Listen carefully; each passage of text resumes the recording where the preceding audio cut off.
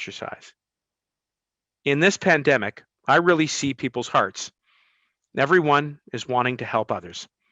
And that really inspired me to continue to do what I'm doing, she said. Jennifer is simply extraordinary.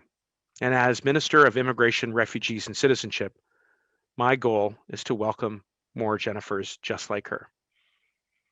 A little under 1 month ago, we took a big step towards accomplishing that vision. As we fight the pandemic and look towards economic recovery, we must do more for those who've done so much. That's why, on April 14th, I announced the creation of a pathway to permanent residence for up to 90,000 essential workers and recent international student graduates. The size, the speed, and the scope of this initiative is unprecedented. Le 14 avril, j'étais fier d'annoncer la création d'une voie vers la résidence permanente pour jusqu'aux 90 000 travailleurs essentiels et diplômés internationaux. Cette initiative aidera les travailleurs avec un statut temporaire dans le domaine des soins de santé et d'autres professions essentielles, ainsi qu'aux anciens étudiants étrangers. This new pathway includes 20,000 spaces for temporary workers in healthcare. Of course, this includes doctors and nurses, but also support staff in long-term care homes, custodians, and other vital workers who keep Canadians healthy and safe. It also includes 30,000 spaces for temporary workers in other essential jobs.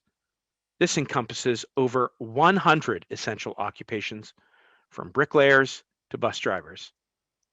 And finally, it includes 40,000 spaces for recent international graduates. And as I've said before, international students are ideal candidates for permanent residency. And we don't just want them to study here, we want them to stay here. The pandemic is something of a perfect storm, and we've all felt it. With travel restricted, we're making the most of the talent that is within our borders. And with newcomers planning to do so much and already doing so much, their contributions can no longer be overlooked. These aspiring Canadians have rolled up their sleeves. They're already hard at work in some of the most important sectors of our economy. By recognizing it, we're helping them make even greater contributions. They have what they need to thrive, and we want them to stay. When they put down their roots, we all build a stronger Canada. As I said then, this isn't just about giving people a new piece of paper. We're creating a pathway for newcomers that will boost their job security, increase their wages, from cashiers to cabinet markers. And we're creating a pathway to prosperity for all Canadians. Nous savons que l'immigration est essentielle à la vitalité de nos communautés francophones et que la pérennité de la langue française au pays passe entre autres par l'augmentation de l'immigration francophone. C'est pourquoi ces politiques comprennent des espaces dédiés aux candidats francophones ou bilingues. And now we're almost ready to open the program for applications. Tomorrow, on May 6th, candidates from across Canada will have the chance to begin applying. We're also accelerating processing of applications in the system, from family reunification to new permanent residence. Au cours de l'année écoulée, nous avons appris à apprécier à sa juste valeur ce mot essentiel. Les travailleurs essentiels ont sauvé des vies dans nos communautés et ont aidé à assurer que les familles canadiennes continuaient d'avoir le nécessaire. A glaring truth that's hit home, I think, for many Canadians, is that the jobs that we have perhaps traditionally called low-skilled are actually essential. From caring for our seniors to putting food on our tables, people have awoken to the reality that these supposedly low-skilled jobs are actually anything but. From taking care of our seniors to putting food on our tables, these roles are vital, and in the time of the pandemic, they are often life-saving. Nos travailleurs de première ligne qui travaillent dans nos hôpitaux, qu'il prenne soin de nos personnes âgées ou qu'il contribuait à mettre de la nourriture sur nos tables sont nos gardiens et nos sauveurs. With this new program, we do more than express our gratitude. We demonstrate it. And equally important, we spur a broader shift in how our country sees these jobs and the people who do them. I hope that a generation from now, Canadians will look back on this moment as a time when we began to better recognize the value of their work and an immigration policy that reflected it. Bien que beaucoup de choses ayant changé au cours de la dernière année, une réalité demeure. L'immigration reste essentielle pour l'avenir du Canada. Much has changed over the past year, but more than ever, immigration is vital to Canada's short-term recovery and long-term prosperity. What began as temporary changes to keep our economy have blossomed into a wider shift in how we see and treat immigration in Canada. This program is a watershed moment. I look forward to seeing the difference that it makes for many years to come. We're keeping our ship on course to help Canada achieve its full potential. And our country can only reach its full potential if everyone here reaches theirs. Thank you. Merci. And now I look forward to discussing this program and its imminent launch tomorrow with our esteemed guests who I believe we have with us here, and I've already introduced them. We have Rose and Dr. Lee. Are you? Hello, Rose. Hello. Hello, Dr. Lee. Hi there. Well, let me begin by thanking you both for participating in this panel discussion and also for the incredible work that you are doing on the front lines. There's no amount of gratitude that we can express to you and to all of your peers and the many people that support the healthcare system for the ways in which you are helping Canadians overcome this pandemic. I can imagine, like many, we're looking forward to that moment in the future when this pandemic will be in the rearview mirror. I am certainly, I think, encouraged by the progress that we've made, particularly around the rapidity with which we're seeing more vaccines come. And obviously, the sooner we can get folks vaccinated, the better. I'm sure those are sentiments that you would express. But we're going to focus a little bit more on the initiative that I recently launched, and that is offering a pathway to essential workers, many of whom are, helping you in the healthcare sector, and by extension, helping Canadians. And so I'm going to start with a question to Rose. I'm wondering, Rose, if you could tell us a little bit about your story and your experience in immigrating to Canada, and how that has helped you to become more woven into to your work and how you see that work playing right now within the context of this pandemic. To you, Rose. Thank you, Minister. Hello, everybody. Dr. Lee. So I'll try to keep it short. So I immigrated to Canada in 1999 under the Live-in Caregiver program. I was a nurse in the Philippines at the time. And when I moved here, I was convinced that I would only stay for a year and then go back home. So I landed in Edmonton, and after a year, eventually found myself in Iqaluit, Nunavut. So I was a caregiver there as well for a year before challenging the nursing board exams and receiving my license in 2002. So that's the quick story there. While I was up north, my advantage was I had an employer who introduced me to the community, not just of Iqaluit, but also to the Filipinos that were there. As you may know, we're all over the place. We are in every single healthcare facility. I think you would be hard pressed to find a hospital or a hospice center or a long-term care center that doesn't have a single Filipino, whether a nurse, a porter, housekeeping, somebody in the kitchen.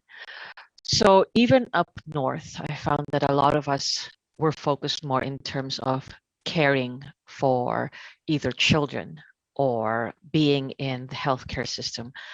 I think it's a cultural thing. Plus, our country is also well known for having a high population of nurses immigrating outward to train. My experience up north, I was there from the year 2000, and I just relocated actually to Edmonton March of last year, and no, January of last year, and ended up starting my work with AHS 2 weeks before the pandemic started. So it was a bit of a learning curve, but my role the last 7 years in Nunavut was to be a case manager, where we help liaise and collaborate with hospitals in Ottawa and the hospitals and home care and healthcare facilities up north. We don't have a very big population, and we're very spread out. And our resources up north are very, very scarce. But our role as case managers was to link the healthcare professionals in Ottawa, or sometimes in Toronto, with the doctors and the nurses in the healthcare centers, so that there would be some continuity of care. My role here in Edmonton is similar. It's actually identical, except now I was given the chance to be the program manager for the Northern Health Services Network, whose role is to coordinate care with territorial patients, not just from Nunavut, but also the NWT and the Yukon, when it comes to their care here in the Edmonton zone. So all of this stems from a very good orientation, or a very good integration into the Northern community. The North in itself, for Canadian-born citizens, is something people very rarely encounter. People still think that it's such a vast, all-white, very isolated area, and it's true. We don't have trees in Iqaluit, but very few Canadians actually get to go and experience the North, and very few understand that there is such a discrepancy in terms of the care that is given up north and that is accessible. And I think part of being an immigrant was realizing that moving to Canada, my culture, I don't seek to impose my culture on to the Canadian system. I seek to learn and to adapt myself. But there were two cultures I was adapting to. I was adapting not just to the Canadian culture, but also to the Indigenous and the Inuit culture up north. So my experience is not typical of an immigrant coming into the big city like Vancouver or Winnipeg, which has the largest Filipino community. But I do keep in touch with people who are immigrating to Canada. I have lots of classmates from nursing school who are currently in Calgary, BC, the East Coast, and they are not in the healthcare system immediately, because there are a few barriers when it comes to coming into the country as a worker.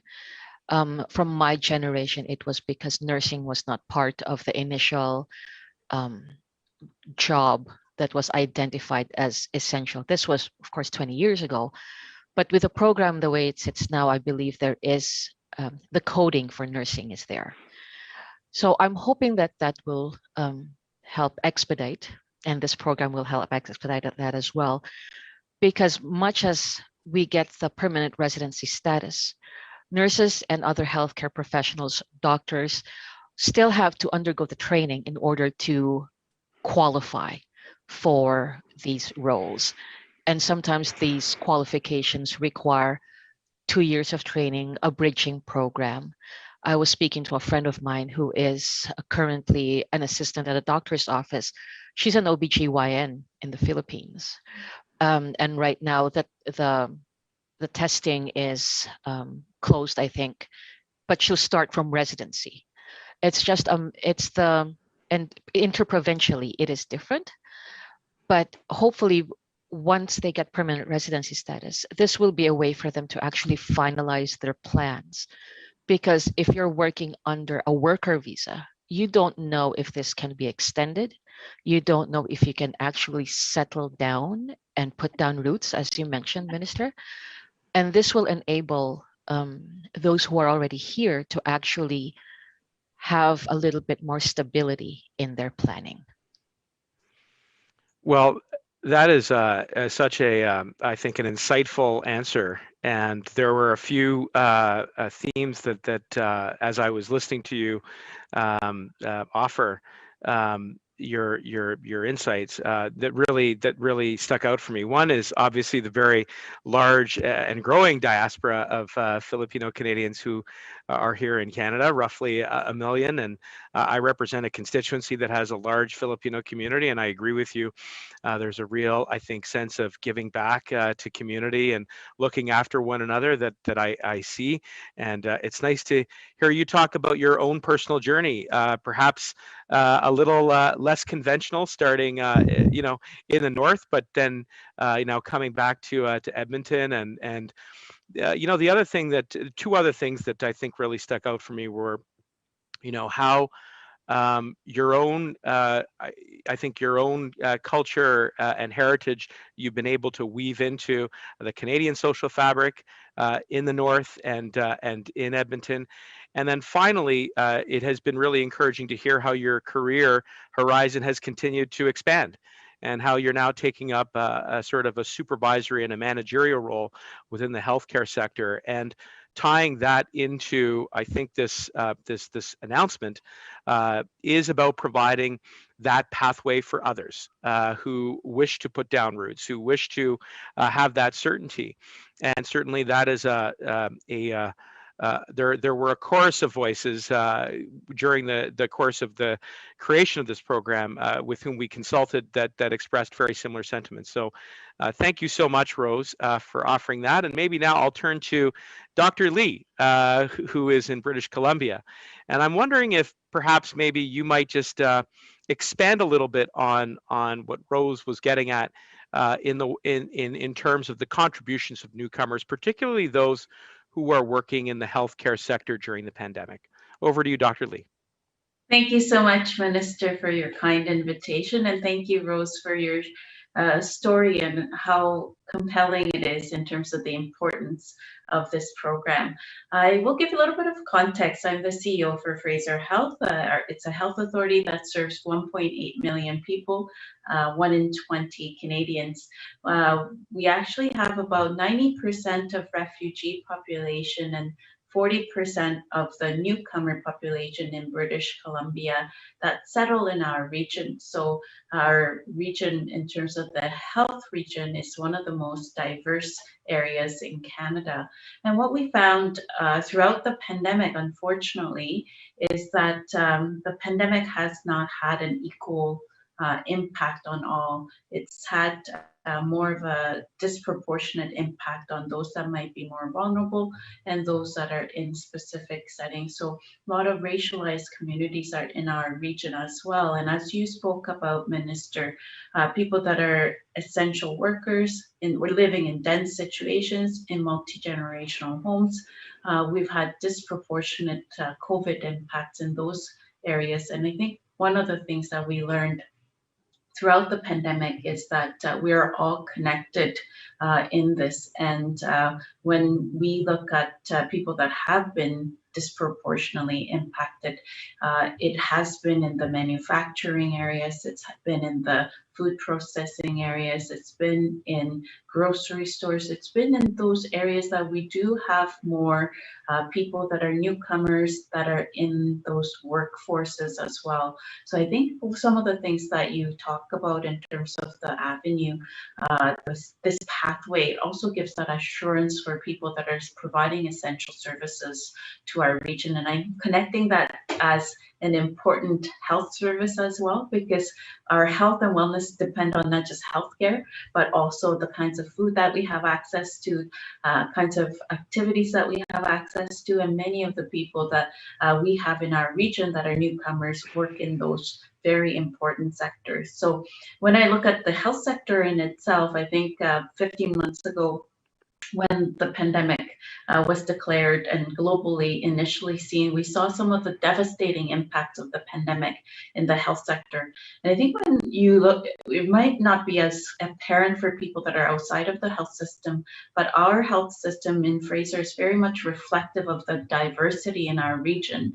And when the health system is stretched, it's not because we don't have enough space. It's not because we don't have enough beds, enough critical care beds. It's because we don't have enough people that can serve in that role, whether it's nurses, whether it's people that are cleaning, whether it's critical care physicians, whether it's surgeons. So the people that are actually caring for our patients are the most critical factor in providing our health system.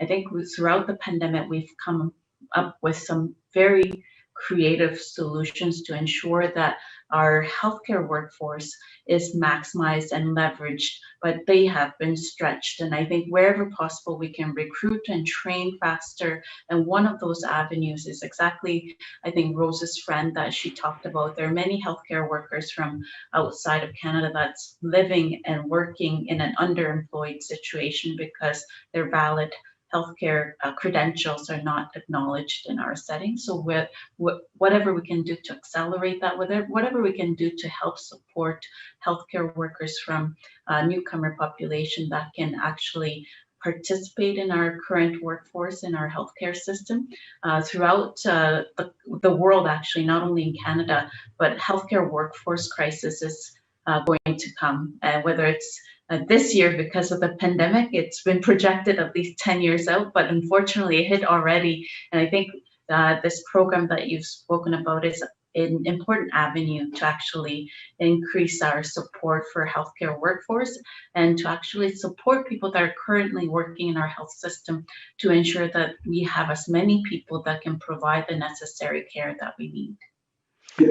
I appreciate you saying that, Dr. Lee, and it's worth sort of just reminding to everyone who is listening or watching that roughly 1 in 3 workers in the healthcare sector is an immigrant.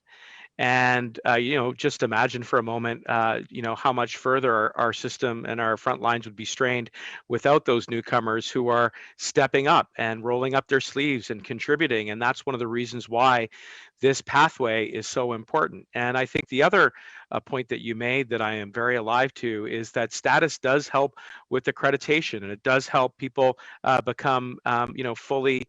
That their talents and their skills become fully realized, that their potential is fully integrated into our economy. So, there is every reason to believe that this pathway, which again is extremely, significant in its size, its scope, and as well as in our ambition to see it realized quickly, will help to accelerate that process of integration. And maybe just as we round out this discussion, I could just ask you both for a sort of quick final perspective on, why, in your view, it's important that we continue with this work, that we continue to recognize the contributions of newcomers, obviously within our healthcare sector, as we fight the pandemic, but more broadly in some of the other supporting occupations that maybe have not found it traditionally as easy to get status in Canada. And, perhaps I'll start with you, Rose, and then we'll go back to Dr. Lee. Thank you again. The world is getting so much smaller in terms of people getting together. Social media is weaving everybody's lives together. And the pandemic has shown us that we're even smaller and more interconnected than we ever have been. It's no longer a world where each individual person comes into a country and they stay in their own little nooks and crannies where, for example, there is a Filipino community, there is a Caribbean community, there is an East Indian community. Everybody now is literally a global melting pot. And I believe that immigration is a way to not just strengthen the workforce, but it also is a way to strengthen the country in general, because everybody coming in has the collective knowledge from all the other countries that they come in from, and they have a rich culture, and knowledge that they can contribute to make the country stronger, not just in the workforce, but just in terms of knowledge and culture. It becomes so important for everybody to realize that the world is, in fact, not just outside of the borders, but also within the country. In terms of the current situation, not to focus on COVID or anything, but the virus doesn't pick and choose which nationality or which culture they will jump from person to person to person. Everybody is connected. Literally, it's very important for us to all just keep connected, make everybody feel welcome, because it is only in this manner that everybody will feel that they truly can contribute more to the country that they're going into, as opposed to feeling that they are just a small portion that doesn't have any value in that system. Acknowledging that they are important and acknowledging that they have something to share and something to contribute does have a big impact in terms of what they share to the workforce, whether it be in healthcare or in manufacturing. Thank you so much, Rose. And maybe just a few final words to Dr. Lee before we close up this discussion. Thank you for that. For me, my family, myself, were newcomers more than 3 decades ago. And for me, Canada, and I guess the program, actually I think the Pathway program reflects what Canada stands for to me, which to me is that we're about giving equitable chance for success for everyone. And I think this program will enable and accelerate that to occur for people that can fully contribute to our society. A very positive punctuation mark on an important conversation, and I just want to really thank you again very much for taking time out of your busy days. I know, Rose, you have to go and pick up some kids. I said to you earlier before we began the conversation that I completely relate, but honestly, thank you for your work. Thank you for your insights today in this important conversation, and continued good health. We'll see you again soon. Thank you to our, your guest panelists. And I think now we'll go back to Alex to moderate some questions from the media. Merci.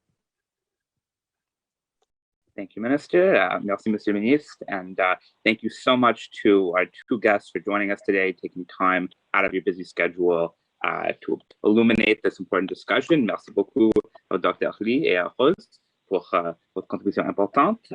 Maintenant, on passera aux périodes de questions. We will now turn to media questions. So I believe we have a few queued up on the line. Operator? Thank you. Merci. We will now take questions from the telephone lines. Nous allons maintenant passer à la période de questions. We will only be taking questions from media. Nous prendrons seulement les questions des médias. If you have a question, please press *1 on your device's keypad. Si vous désirez poser une question, veuillez s'il vous plaît appuyer sur les touches étoile 1 de votre appareil. There will be a brief pause while participants register for questions. Il y aura un court délai vous permettant de vous enregistrer dans la file d'attente pour la période de questions. Thank you for your patience. Merci de patienter.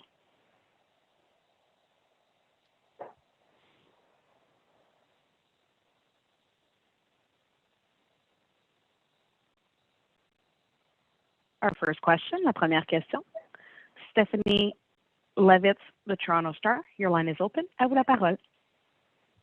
Hi, Minister. Thanks for taking our questions, and good to see you, though you can't see me. I wanted to ask you a question about the subject of vaccines, because I'd like to hear your thoughts on the idea of the vaccine passport and what role you think getting one in place plays in resuming immigration to Canada. Well, first of all, good to hear your voice, Steph. And I would say 2 things. First, it's really important that Canada continues its work domestically to accelerate vaccinations. And I think Canadians can and should be encouraged by the rapidity with which we are ramping up that progress. I believe it's 8 or 9 million vaccines delivered this month in May, with approximately 50 million expected total delivered by the end of June. So that work has to continue in earnest. And I think that the second component in answer to your question is that Canada needs to be at the international tables, both at the WHO and ICAO, where there are discussions around setting a universal standard for vaccinations to promote the safe travel of those who have been vaccinated.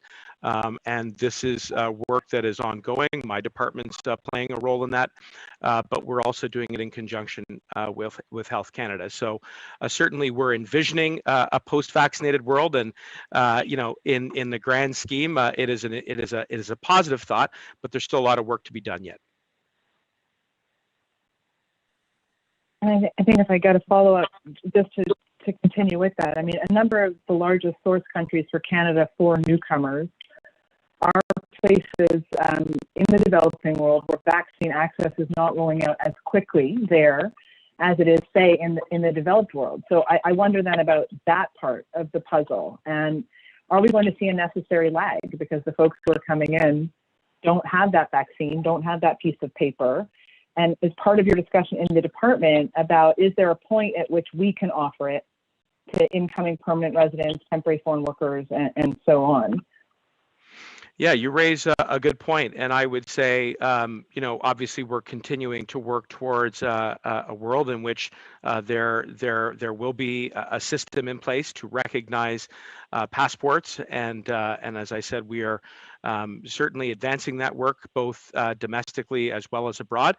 But in the meantime, I would just underline that, particularly as it relates to having safe corridors of travel for workers who are keeping our economy going, including in the healthcare sector, as well as the agricultural sector, to assure that we continue to maintain food security, that is done in concert with having in place the rigorous health protocols, whether it's through pre-arrival testing, as well as the quarantining period, as well as looking at programs once those workers arrive in Canada, including in some of the more vulnerable populations like migrant workers, at ways to vaccinate them as well. And we obviously look to guidance from our healthcare experts and the best way to sequence that work.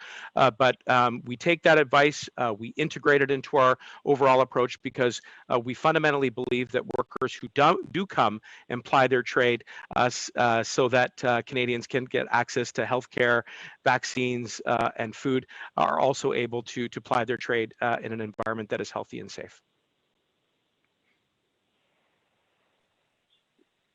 Thanks, Steph.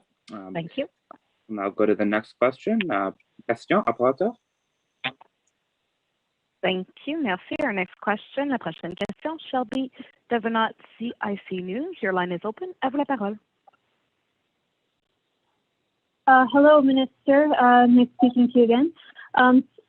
Hello. Can you hear me? No, I hear you fine. I just didn't want to interrupt you. Okay, no problem. All right. So normally, application guides are published well in advance so people can prepare their documents. These guides only came out today. Furthermore, many people weren't able to get their language tests in time for the launch tomorrow. There's also no portal for representatives to file on behalf of clients. So some essential workers will have to take time off work in order to apply. There's also people on paid leave, such as maternity, who are not eligible for these programs, and yet theoretically they would be able to fill out the application on their own and not miss work. So given all these factors, why not delay the launch of the programs and work out some of these kinks? Well, the first thing I want to do is just return to the inclusivity of this program, and just by its sheer size, having 90,000 spaces allocated for essential workers and recent graduates, as well as the diversity of occupations that those aspiring new Canadians will represent. This is really an unprecedented program, and I begin with that positive statement because it was not a foregone conclusion that in the midst of this pandemic that we would make this choice, but we did, and we did it largely on the basis of feedback that we received from economists as well as many advocates from the immigrant and migrant workers community. So that's the place to begin with. I also acknowledge that because it's a new program, that we have a lot of legwork to do to make sure that it is communicated clearly and that there will be access to the program. And just by way of an update, that the guidelines are posted on our website. So there is a step-by-step process that lays out what are the documents that you need, how can you complete the application, and our department stands at the ready to assist those who will be making their way through the applications process, and that's something that we have become very adept at providing support for. On the language and representative components, I'll just say on language that first and foremost, we are very alive to this issue. And it is our best information that our partners in the testing sector are adding more sessions so that as many aspiring applicants will be able to get tested. The other thing I would say is that we accept testing results that are up to 2 years old. So there will be many who will apply under this program who already have their test results, which means that they can hit the application process running. And look, on the representative front, as a former lawyer, I completely understand and appreciate the perspective of the need to make sure that that there are services and support in place for those to make their way through this applications process. We are going to be having a box on that application process so that newcomers will be able to ensure that they get the support they need. Okay, thank you. And for my follow-up question, in 2019, the Parents and Grandparents Program also operated on a first-come, first-served model.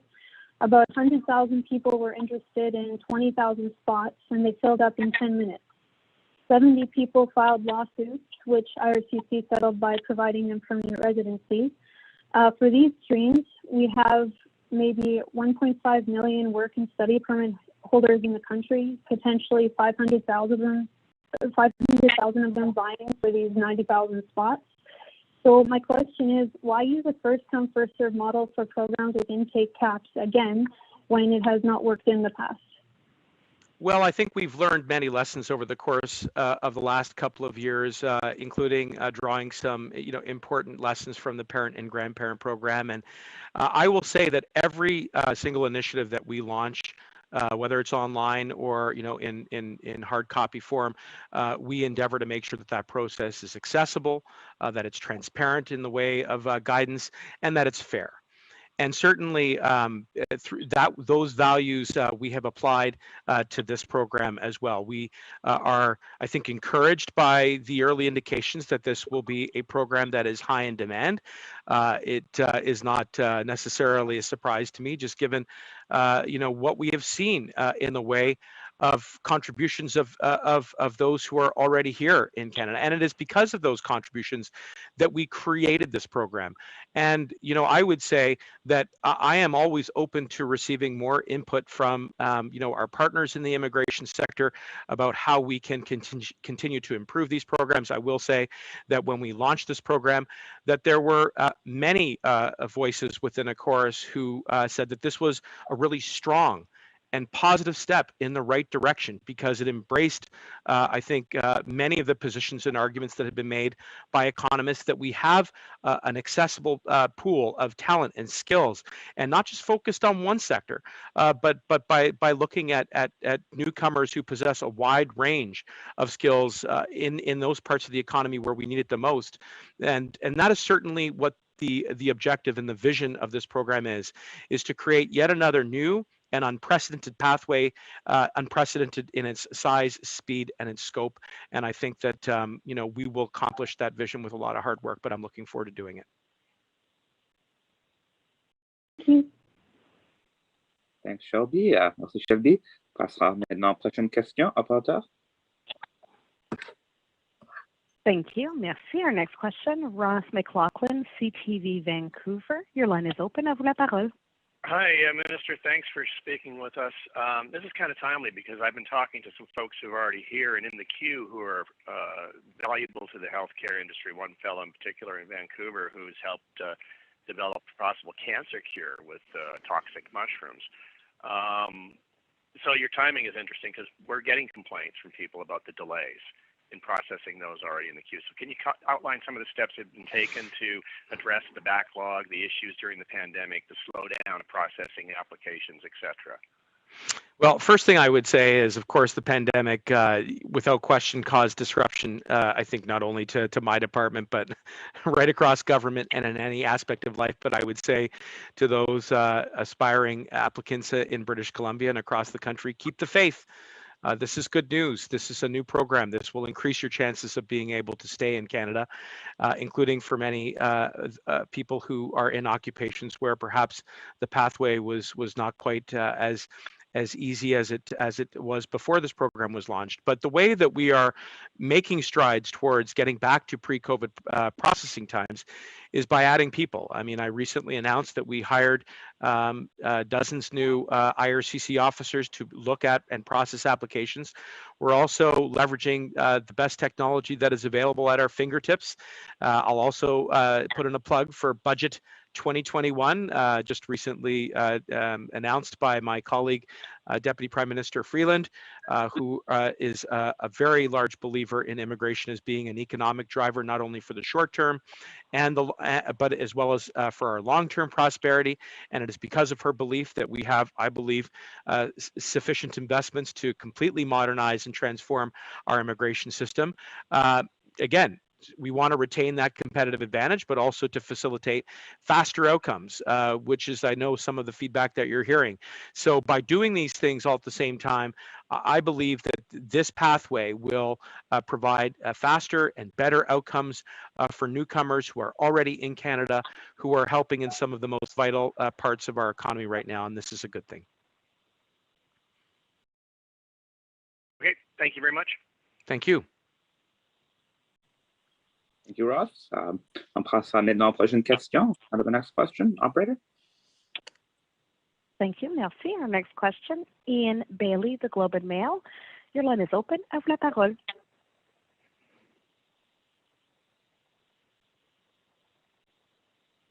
Can't hear you, Ian. Are you on mute?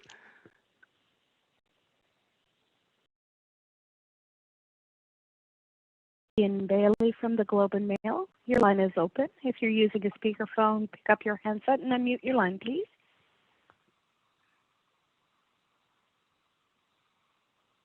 Hearing no one, we will move on to the next questioner. Our next question, Man Amahidi from the Canadian Press. Your line is open. À vous la parole.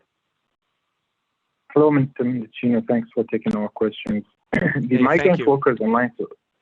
Yeah, thank you. So the Migrant Workers Alliance for Change is saying that 5 migrant farm workers have died in quarantine this year in Canada. They're calling on the government for investigation, and they're calling for compensation for the families, the families of these farm workers. Are you aware of this situation? Is the department investigating this? Well, thank you for the question. And, as I have said on a number of occasions, we are so grateful for the contributions of the migrant worker community. And we know that in a number of cases that those workers have paid the ultimate sacrifice, having passed away from COVID. And it just really underscores how important it is that we continue to support migrant workers and all newcomers who are members of a vulnerable population that are here to work and to provide Canadians with access to safe and affordable food and other essential goods, which is why the government has invested over $100 million to further protect migrant workers. That's work that we do in conjunction not only with their employers, but with the provincial governments who have primary responsibility for work and health and safety standards. and we will continue to do this work.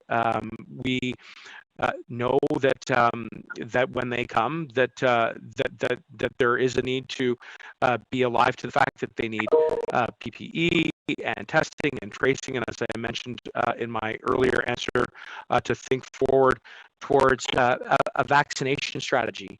So we will take the best advice from our healthcare experts on that.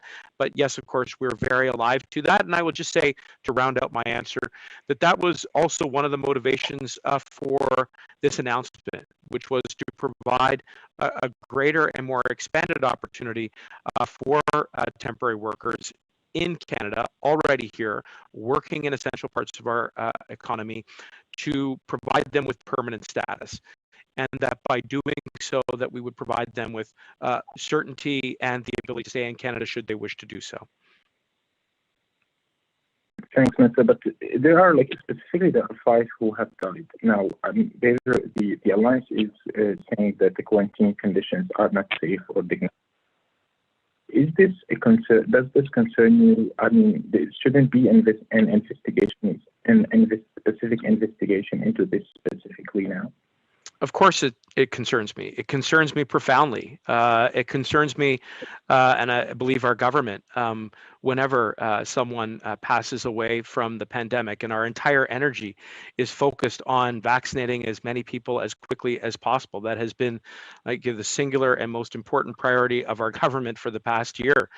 And, you know, as part of that work, we're also looking at ways to further protect migrant workers. And there are, you know, some very painful lessons to be learned, including from the migrant workers community. And, you know, this is an ongoing challenge. And I'm certainly committed. I know my colleagues are committed to continuing to work with advocates for migrant workers, as well as migrant workers themselves, those who employ them, to make sure that they are safe, that they're safe from the pandemic, that they're able to apply their trade in an environment that is healthy, and that is work that we do in conjunction with provincial governments, who, as I said earlier, have the primary responsibility to enforce those occupational health and safety standards. But we will continue to do this work so that every single worker, regardless of status, will be healthy and safe in Canada. Thanks, Man. Merci, Man. Nous passons maintenant à notre dernière question. We'll now go to our final question. Operator? Thank you. The last question, la dernière question. Ian Bailey, the Globe and Mail. Your line is open. À vous la parole. You're back, Ian. Apologies, Minister. I was muted when I was trying to ask. I had a feeling. Well, let me try again. Just very generally, migrant rights groups across the country, obviously, and you've talked a bit about this, were raising some very specific concerns yesterday about this program, calling for changes to the program instead of allowing it to proceed this week. I just wonder, in general, do you have any general broad response to some of those criticisms that came from right across the country, from groups right across the country yesterday? Well, I would reiterate that this is a program that is unprecedented, and as a result, we are committed to working with our partners right across the country, with whom we do the important work of integrating and welcoming newcomers, including those who are already here. And this program will represent a significant step, another milestone for them, as up to 90,000 will achieve status in a way that perhaps they might not have been able to beforehand. I know that many of the points that have been raised by not only the Migrant Workers Alliance but other advocates are ones that I am very alive to. I think that you know, we have demonstrated a capacity to listen and to learn and to innovate. And certainly that is, you know, one of the main hallmarks, whether it's in the context of, you know, the launch of this program, the launch of the Guardian Angels, which provided pathways for undocumented asylum seekers. You know, I mean, what we have demonstrated is a real willingness to work in partnership with those who are in the sector so that we can achieve as many positive outcomes by providing status to those newcomers who are here. As a follow-up, what latitude do you have to adjust the program once it sort of launches this week, once the train leaves the station, so to speak? What latitude do you have to change and adjust the program? Well, I think just to begin, the train hasn't yet left the station, Ian. It's going to start leaving tomorrow, and I think before we, prematurely make or rush to make any judgments about the train being on the tracks, let's see it pick up steam. Let's see, that and ensure that it stays on track and that it makes gets to its final destination, which is to welcome 90,000 newcomers in a way that is unprecedented. And of course, along the way, there may be opportunities to stop at a station here or there.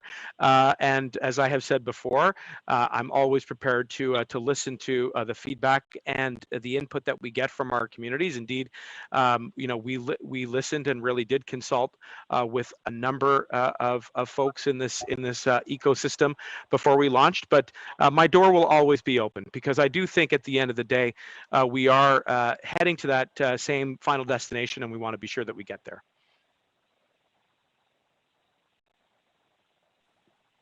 Thank you, Ian.